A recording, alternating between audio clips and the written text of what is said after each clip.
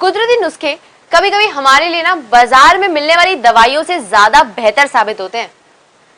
आपने भी सुना होगा ना लोगों को कहते हुए, यार दवाई ली पर कुछ खास फायदा नहीं हुआ। पर ऐसे लोगों को अक्सर कुदरती नुस्खों से बहुत फायदा होता है। देखते हैं आज आचार्य बालकृष्ण जी हमें कौन सा नुस्खा बता रहे हैं।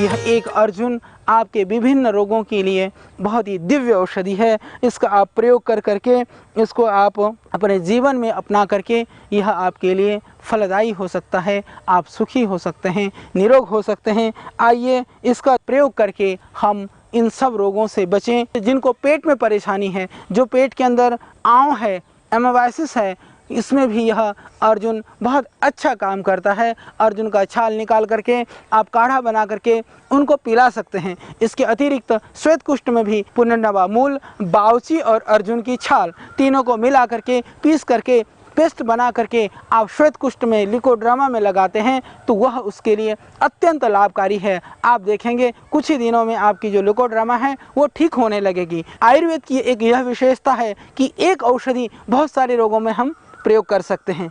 और दूसरी विशेषता यह है कि अनागत रोग, जिन रोगों के विषय में हमें पता नहीं है, यदि हमारे शरीर में वो बीमारियां भी हैं तो यदि हम इन औषधि का सेवन करते हैं तो उन बीमारियों से भी हम बच सकते हैं। अनागत रोगों से बचाव, आगत रोगों से मुक्ति।